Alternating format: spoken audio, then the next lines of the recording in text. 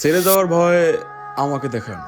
প্রথম ও দ্বিতীয় স্ত্রী রেখে তৃতীয় নারীর দিকে নজরেই ঢাকার কেন্দ্রীয় শহীদ মিনার প্রাঙ্গণে বলি হন কন্টেন্ট ক্রিয়েটর রাকিবুল ইসলাম রাকিব। প্রেম ঘটিত দ্বন্দ্ব, ব্যক্তিগত সম্পর্কের জটিলতা থেকেই পরিকল্পিতভাবে এই হত্যাকাণ্ড সংঘটিত হয়েছে। নিহত রাকিব একাধিক বিবাহ ও বিবাহ বহির্ভূত সম্পর্কে জড়িত ছিলেন, যা এই হত্যাকাণ্ডের পেছনের অন্যতম কারণ হয়ে দাঁড়ায়। সোমবার ঢাকা মহানগর পুলিশের মিডিয়া সেন্টারে আয়োজিত এক সংবাদ সম্মেলনে রমনা বিভাগের উপকমিশনার মাসুদ আলম এ তথ্য জানান। বিশেষ করে টিকটকার রাকিব অনেক মেয়ের সাথেই তাদের একটা যোগাযোগ বা সম্পর্ক ছিল, তাদের অনেক বড় ফ্রেন্ড সার্কেল। এর মধ্যে সে তো নিজে বিবাহিত, 2-3 বছর আগে মানে বিয়ে করেছে। তারপরও সাফা নামে একটা মেয়েকে মনে হয় 4-5 মাস আগে সে বিয়ে করে। এটা অনেকটা বাজি ধরে বা এরকম কিছু একটা শুনে তাদের বন্ধু বান্ধবের কাছ থেকে আমরা শুনলাম।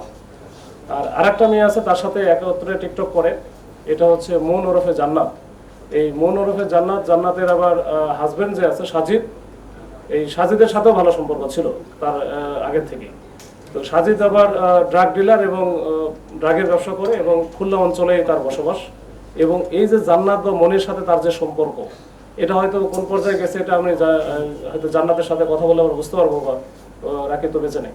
তো এইটাকে হয়তো বা সাজিদ সন্ধ্যের চোখে দেখতো বা এটা নিয়ে মনোমালিন্য না, এবং এই বেশ কিছুদিন যাবৎ সাজিদ কিন্তু তাকে থ্রেট করে আসতেছে।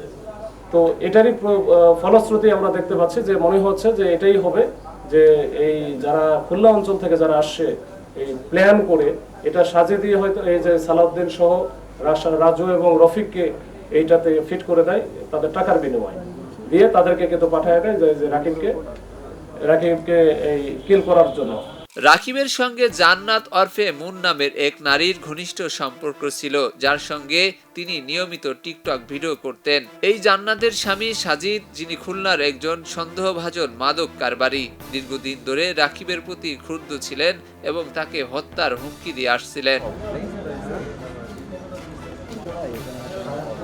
সাজিদের নেতৃত্বে অত্যন্ত পরিকল্পিতভাবে এই হত্যাকাণ্ড সংঘটিত হয়। ঘটনার কয়েকদিন আগে খুলনা থেকে ভাড়াটে খুনিদের ঢাকায় এনে বিভিন্ন হোটেলে রাখা হয় এবং রাকিবের গতিবিধি নিবিড়ভাবে পর্যবেক্ষণ করা হয়।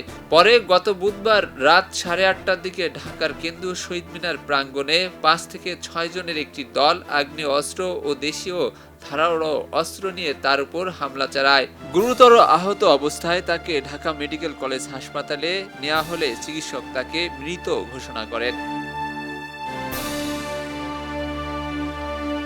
এই হত্যাকাণ্ডের নেতৃত্ব দেয় কুখ্যাত বি কোম্পানির শীর্ষ সন্ত্রাসী সালাউদ্দিন ওরফে সাগর। এতে সরাসরি অংশ নেয় শিহাব, রাফিন ও জয় নামের আরো কয়েকজন। পরবর্তীতে সাগর ফকিরকে গ্রেফতারের পর উন্মোচিত হয় হত্যার মূল রহস্য। তার দেয়ার তথ্যের ভিত্তিতেই সালাউদ্দিন সহ আরো কয়েকজনকে আটক করে পুলিশ। হত্যাকাণ্ডে ব্যবহৃত পিস্তল সহ এখন পর্যন্ত 5 জনকে গ্রেফতার করা হয়েছে।